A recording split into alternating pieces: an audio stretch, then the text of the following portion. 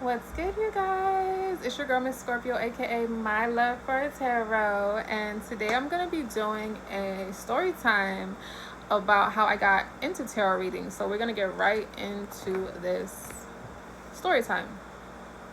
So I got into tarot readings around 2019. So yeah, it's been about 6 years. I have had maybe 3 successful TikTok accounts and 2 successful YouTube accounts. My issue, and I'm starting brand new all over again. So if you come across this YouTube, my TikTok, or my Instagram, it's not going to be so many followers right this very moment, mainly because I just started this whole journey yet again probably about 3 weeks ago. So I'm rebuilding. But I wasn't born super spiritual or even religious. I accepted God in my life around 2018. But spirituality was something I kind of questioned as I get older. Mind you, I'm in my 30s, so it's like my younger years. We didn't talk about religion and spirituality. But anyways, I had a huge spiritual awakening after a heartbreak, and I started realizing that I needed to protect my energy.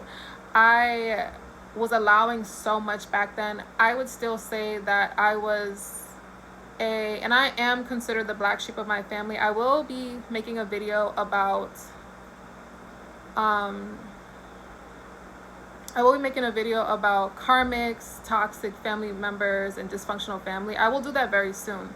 But I want to let you guys know something. The fact of the matter is, I was so like deeply hurt and confused. So I allowed so many different things in my energy field at one point.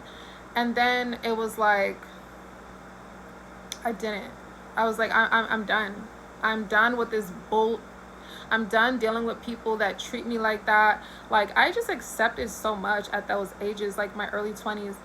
And I was dealing with this karmic, toxic, you would have thought the devil really sent him. And the D was some devil D. It was good, but he treated me like complete crap. And what I want to say is, I actually went to a tarot reader before I even found out anything about YouTube tarot readings or anything. And I went to a tarot reader. She wanted a lot of my money, and I couldn't really afford it. I went to her like 2 or 3 times, spending over $100. Like, I was literally like that confused. But I also live in New York, so everything is kind of expensive. But one day, maybe like a week later, because I couldn't pay her, but one day I was confused about what was going on in this connection. And I had this guy in my life for years, and we were just on and off, but he would ghost me. He would come over, treat me like shit. Like, I accepted so much, you know? And I was so confused. But then, like, tarot readings would just pop up on my phone. I don't know how it happened, because I didn't even know that was a thing. So I was so like obsessed with tarot at one point, because I would watch different readers and get so many different messages, and I was hearing that he was going to change and he was going to be better and he was going to apologize, and I was getting all these different messages from this reader and that reader and this reader, and I was subscribed to maybe like 60 different people. And I remember telling myself after a time period, this is draining, this isn't changing, I'm not changing, I'm just obsessed. I was possessive. I had to look at my traits, because I wasn't letting this person go that wasn't changing. Like, they were in my life, but they weren't making changes, right? So I had to fully cut them off, and I had to fully stop watching tarot obsessively, because nothing was changing. And when I stopped watching tarot, I started working on myself and trying to attract better things in my life, better people, better situations, and just working on me. And my vibration changed, and I realized he didn't see the beauty within me. And maybe I wasn't like people will really have you in their lives, and the way that you view them, that's not the way that they view you. They view you as someone that they can take advantage of, they can treat like crap, and then you'll always be around. And I viewed you as someone that was creative, interesting, attractive, and I saw so much things that I wanted within him, because I thought he was everything, but he was an asshole, bottom line. So I stopped watching tarot, and I started working on myself. And then my life started changing for the better, and I started praying more. But I wouldn't say 100%, oh, God did this and that for me. No, it was like God is within you, you know? So like you have to make the necessary action. You have to do it. You have to get up and you have to tell yourself, you know what? I'm not going to be treated like crap anymore. Because the person for you, like if one man won't, another man will, or a woman, whoever you go for, right? So I started just focusing on my life and doing my own thing. And then I said, you know, I'm going to stop watching tarot obsessively because it's not changing. My life ain't changing by me, you know? So I had to make changes. And I unsubscribed from everyone. And I only left one tarot reader on my timeline or my YouTube, whatever.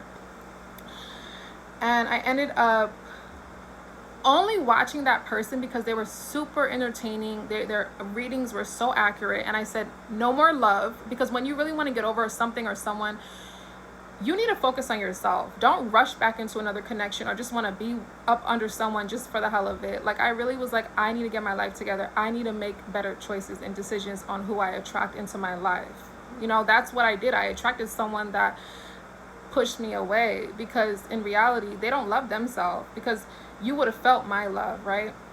So then I remember watching one of their readings, and it was about money, and I was like, oh yeah, I want to know what's going on with my money, right? So I was done with the love. Like if they were making love messages, I would just click off or whatever. And every time they pulled a card, I was like, oh my God, I know that card and I know that card. So I was watching tarot obsessively for like 8 months every day.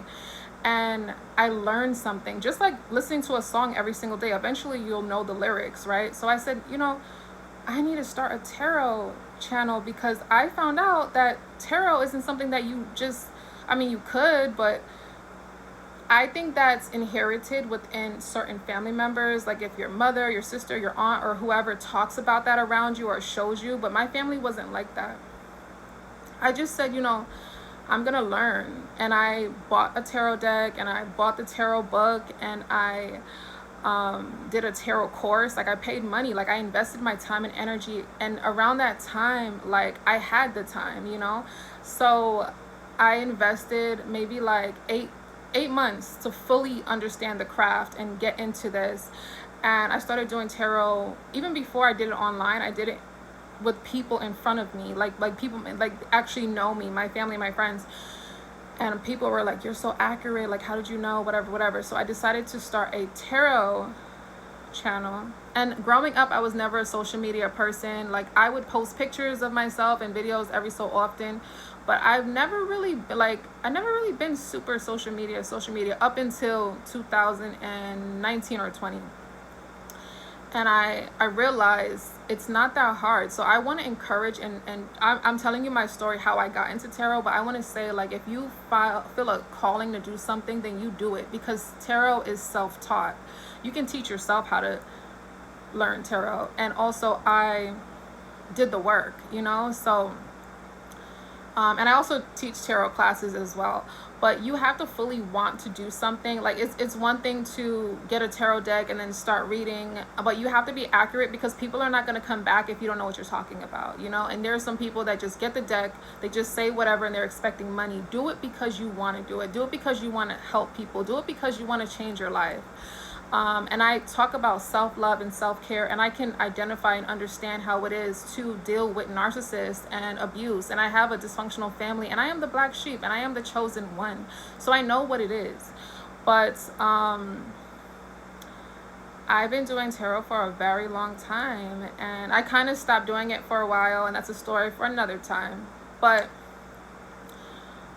this is how I got into tarot wholeheartedly. I put all my energy into it, and I feel like tarot is always going to be a part of my life, probably till the day I am gone.